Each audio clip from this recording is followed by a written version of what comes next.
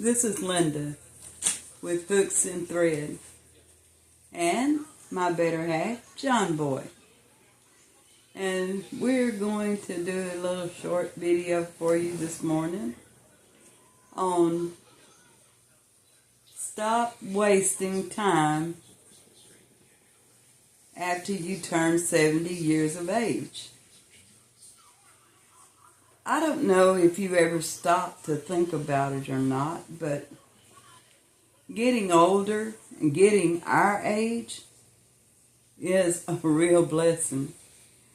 So many people, friends and family, that never made it to our age. So let me tell you, every day that you wake up is a blessed day, no matter what your age is. But that's just a little thought that I had yesterday as I was praying, and I thought, Lord, with all my aches and pains and with all this arthritis, but I'm still blessed. I'm blessed every day. And I want to count my blessings. Sorry, we have some pop-ups that we can't seem to get rid of sometimes. And I know that some of you feel like it's not a blessing because you're sick in body, you're lonely, whatever your problem is, you lost your spouse, and just half of you is missing. And I can relate to all that. I really can, and my better half, John Boy, can too.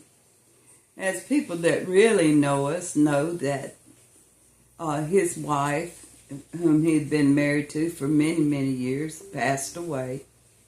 And my husband, which I had been married to for many, many years, he passed away. We didn't know each other, but we met, and we were just like soulmates, and we've been together ever since. And we count that as a true blessing, that we didn't have to live the rest of our life alone or meet someone that is mean and hateful and wanting to tell you everything to do and when to do it. So we count that as a real blessing to have found each other. But to start this off, I have found this little thing, and I want to read it to you. And I am an avid reader, and I love to read, and I love to learn. And a lot of people that don't know this about me, I had always wanted to play a piano all my life. Being raised in church, and I sing in church, but I could never play an instrument. So when I turned 60 years old, I decided that I wanted to learn how to play a piano. And oh my, I didn't even know how to read music. It's just something I'd never knew nothing about. So before I could learn how to play a keyboard, I had to learn how to read music. And so it took me probably 5 or 6 months to learn how to read just basic notes and chords and whatever. And so I started picking a little bit on piano, picking out little melodies, and I would ask John, does that sound like that? And I'll never forget the first song that I ever played on piano was The Old Rugged Cross. And I would ask John, does that sound like The Old Rugged Cross? And he'd say, oh yeah, you're getting better every day. And I had ears, and I knew that it didn't sound too much like The Old Rugged Cross. But anyway, he encouraged me. And when I'd want to give up, he'd say, you haven't practiced today. And because I usually practiced about an hour and a half every day. And so I would get up and I would think to myself, well, why don't you try this? It's not too easy, more especially at my age. But anyway, I continued. And I finally got where I was able to play in church. And I was so excited the first time that I walked up to that keyboard and I could play music that they sung. I don't claim to be no professional and not even really good at it, but I did learn, and I am so proud of me because, it just took a whole lot of dedications. But now, later in our lives, we're not able to do a lot of things, and I have arthritis, rheumatoid, and osteoarthritis in my hands, which makes playing the keyboard kind of hard, but I still do every once in a while just for the fun of it, just to show the devil that I can do it. But I want to read you this to start off with. I wouldn't say that coffee solves all of my problems, but I will say that it probably keeps me from creating some new ones. That's true. If you don't have that coffee, everything goes wrong. So it doesn't matter how old you are or where you come from. Manners, kindness, respect, and compassion will always be signs of a decent human being. And that's really the truth. And the last little one that I want to share with you, it says, a hacker called me and said he had all my passwords. I ran to get me a paper and pen, and I screamed out, "Thank you, thank you, thank you. What are they?" He hung up on me. I thought that was really, really cute and catchy, and that's just about the truth. But anyway, we're going to just go over a few little things today.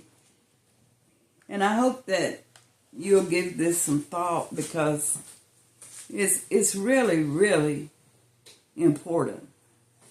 When we start getting our age, we think about a lot of things that we didn't think about when we were young.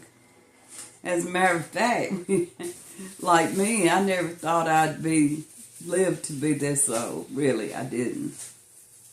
But God had other plans, and He still has plans for my life every day. And I understand that, and I appreciate Him. I appreciate the Lord taking care of me and taking care of John. Because honestly, when we get 70 years old, we don't have near as many years ahead of us as we have behind us. So that's just some food for thought. But number one is worrying about what others think about you.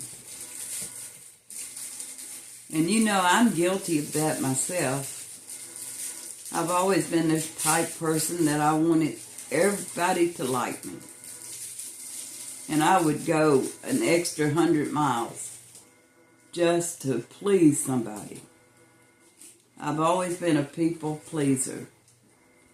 And I probably will never ever change, even though I've gotten better at saying enough is enough. But I don't worry near as much about what people think about me. Because they're going to think what they think. And you're not going to change that.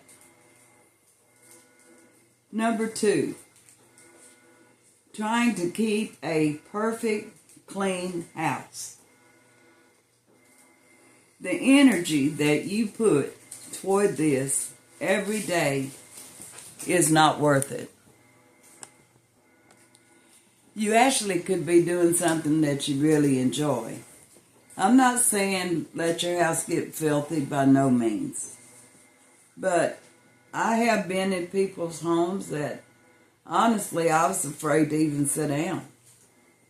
I was afraid that I'd mess up something. So, go a little bit light on yourself today. You know, everything don't have to be dusted today. All this sweeping and mopping and all this stuff, it does not have to be done on a daily basis. More especially when seldom you have company. But if it brings you great joy to do that, then do it by all means. But I'm just saying that that's not necessary unless you want to do it that way. Number 3, holding on to grudges. Grudges hurt you far more than you think. Forgive. And I think in one time everybody has held a grudge. They may not show it, they may not talk about it, but in their hearts they hold a grudge. So let's just pray that we can forgive, and you will never be able to forget. There's no way you can forget. But every time you start thinking about it, put it on the back burner. I'll think about that later. And then pretty soon you haven't thought about it for a while. And that's the best way to handle that. Ask God to forgive you. Even if necessary, ask the person to forgive you. I've had to ask people to forgive me. It don't make you feel real good, but if you're wrong, you're wrong. So it is important to ask for forgiveness from the person and from the Father. And I know that you will feel better and have a better day if you do that. Okay. Number 4, trying to please everyone. Learn to say no. Be honest. If they asked you to babysit today and you don't want to, you don't feel like it, say no. If they want to borrow $50 or $100 and you know they're never going to pay you back, say no. It's not a sin to say no. It might disrupt the pumpkin patch for a few days, but it'll be okay. Don't let people just run over you. And more especially when you get our age, lots of kids and grandkids do that. Fortunately, my kids don't do that. But I know lots of other children that do that. And we're never going to get rid of these pop-ups no matter what. And I'm sure everybody has their share of those too. And number 5. Accumulating many things you don't need. Boy, does that one hit home with me. I told John I have got to get in there in my sewing room and I got to get rid of some stuff. I mean, I have so much stuff. I guess you could almost call me a hoarder. But I have a lot of stuff. And I don't want to get rid of any of it. I don't like to get rid of any of my stuff. I like to accumulate more, not get rid of anything. But you know, our life would be much more pleasant if we could get rid of a lot of stuff that we don't use. And man, would I could be able to have a yard sale and a half if I just started getting rid of a few things. Not all, just a few. Okay. And always putting yourself last. I've been really good at this through my life. If anybody needed something from the store, I'd buy what they need, and I would do without. And I've been this way mostly all my life. And not too many years ago, John said to me, "You know, you count too. You buy you something." And I got to thinking about that. Yeah, well, that's pretty much so.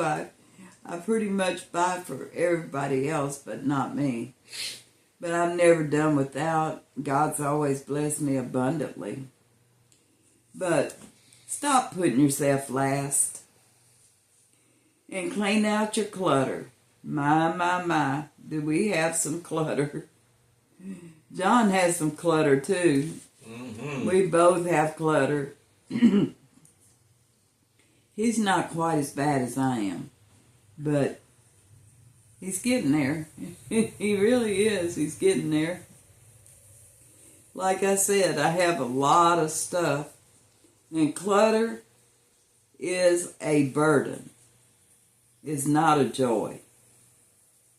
When you start getting more and more stacks and more stacks, and you have no place to put it, your shed's full, everything's full, then that is not a joy. That is a burden, because you can never find anything you're looking for. It doesn't matter what it is. You can't find it.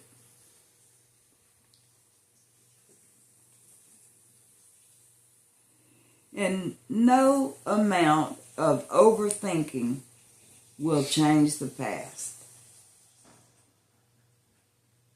That's the truth. We did what we did.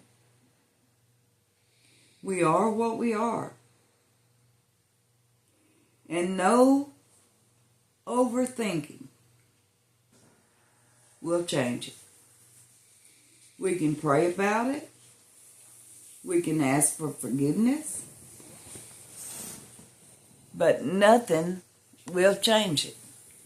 We can make our lives better, live for God every day, become wiser, more educated, more humble.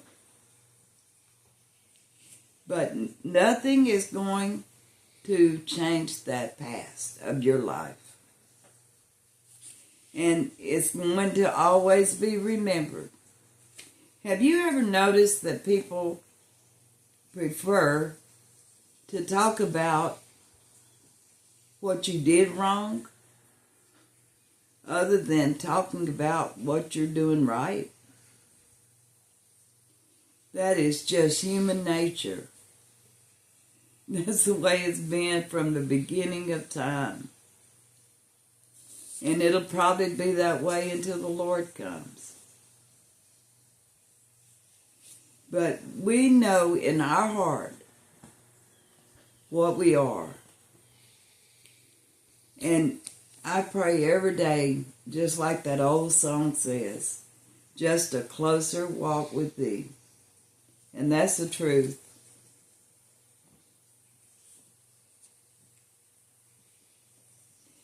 Everything that you have done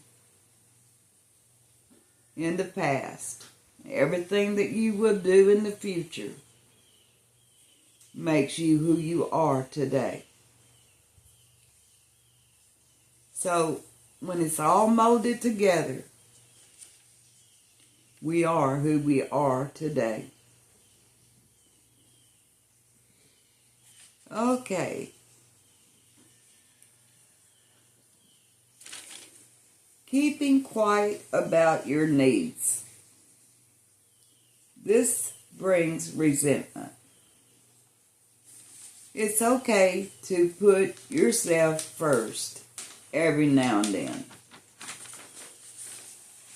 Because when you don't ever put yourself first, and you never get what you need, then big resentments grow. And if you just said, well, I always put myself last, but whose fault is it? It's your own.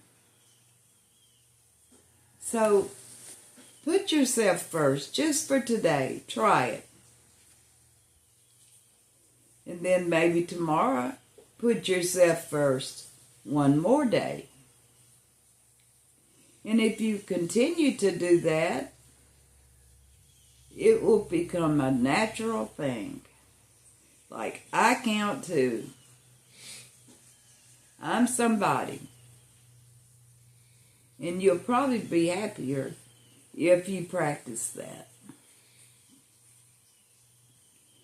What defines me is the choices I make and how I treat others.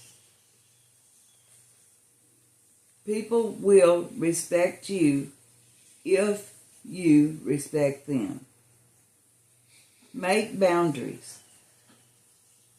I make boundaries in my life. There's a couple of words in the vocabulary that I refuse to be around.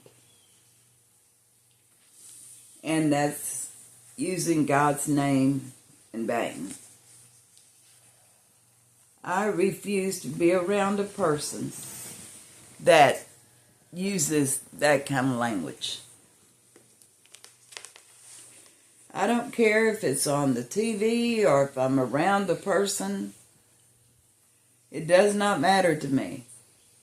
As soon as that word comes out of their mouth, that channel's going to be changed immediately, or I'm going to walk away from the person.